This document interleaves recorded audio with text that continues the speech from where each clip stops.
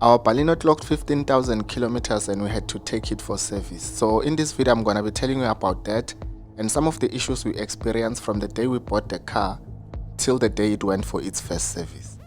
But before we get to that, shout out to Mama Snow for keeping the Baleno fresh. She's the regular driver of this car and it has no scratch, no dent, nothing.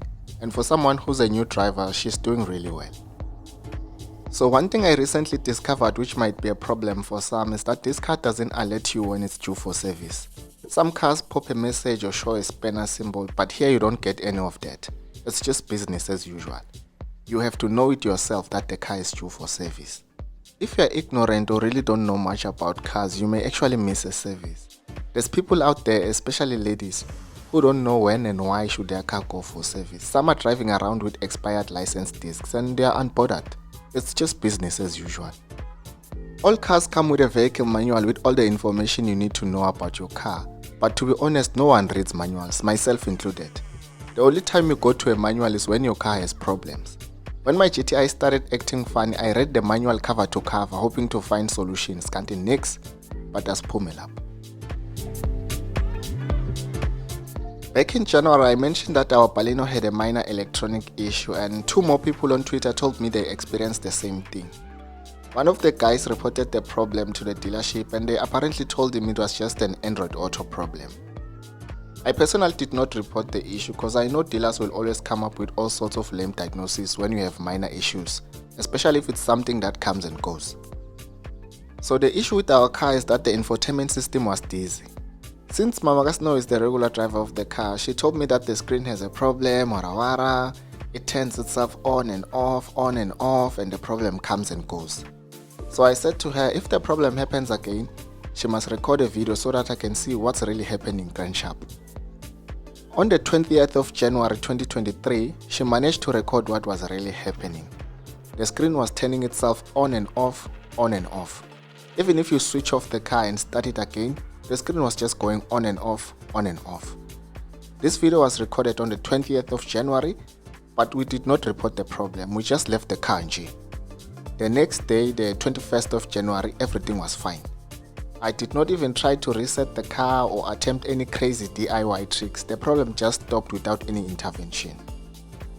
From the 21st of January, it never happened again, and one thing worth mentioning is that around that week, it was extremely hot around our area, so I suspected that maybe the car is sensitive to extreme temperatures.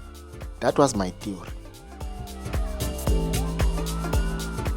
13 March 2023, I took the car to Suzuki for the 15,000 kilometer service and I informed the service advisor that our Baleno had an infotainment system problem, wara, and she said yeah, they are aware of the problem and they are still waiting for some software update.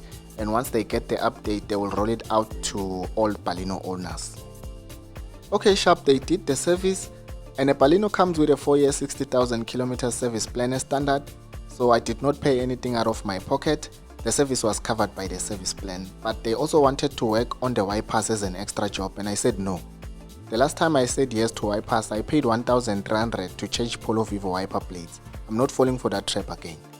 I'll change the wiper blades myself. I don't know how, but I'll figure it out. I asked for a quotation for the wipers from them and they said it was going to cost a total of 525 rands 95 cents. I said nope, I'm out. Not because I don't have 500. I do have the money, but angina mali yokudlala. So it is very important to note that the service plan doesn't cover everything. There's certain parts that you will have to pay for out of your pocket. For instance, wiper blades, brake pads, clutch plate and things like that. Your service plan normally covers labor, fluids such as oil and coolant, and some small things like oil filter and spark plugs, but also service plans are not the same. They come with different terms and conditions, so you should know what you are dealing with. Some brands have a service interval of 10,000 kilometers like Toyota, some it's 15,000 kilometers, while with others it's 20,000 kilometers. The Lemon came with a 3-year service plan as standard, and I upgraded it to a 5-year maintenance plan because I didn't want to deal with the stress of paying for GTI brakes and other wear and tear components. A maintenance plan covers everything. Even if they want to do extra work, the maintenance plan will cover that, unlike a service plan. Yes, a maintenance plan covers everything, but you should note that it doesn't cover any damage that is due to reckless driving or an accident. So you can't take your BMW M340i to a racetrack and fry your brakes in one day, then go to BMW and say, yeah, you must fix my brakes because I have a maintenance plan. You will have to pay, chief, because that's not a BMW problem, it's a you problem. Frying brakes in one day is not considered normal wear and tear. Maintaining a car is quite costly because a lot could go wrong at any time. Around February, Mama Gasno had a tire panchanyana and I was like, Nazog, here's my chance to shine. So I replaced the damaged tire with a biscuit spare wheel because Indota must always come up with a plan. Luckily the damage was not too bad, so I took the tire to Machita somewhere and they fixed it for 100 rands. I once experienced a similar problem with the GTI, but I wasn't so lucky. I had to pay 2,400 for a new tire plus an extra 300 for wheel alignment. That's a whole 2,700 on unplanned expenses. I don't tell fictional stories, me. Here's a receipt. So yeah, for now everything is okay with the Baleno and I'm still happy with my decision. It is easily the best car in its segment by far, and I hope Mama Gasno will continue to take good care of it, but her problem is speeding. And I kind of blame the driving school she went to. I suspect the driving instructor there is an undercover taxi driver or something, because I took my younger sister to the same driving school and she also has a speeding problem. My sister is always speeding for no reason, even when approaching curves. And I'll be like, hey Batong, please drive like a normal person. I'm feeling Kevin. You will do the speeding thing when you are alone. Thank you for watching.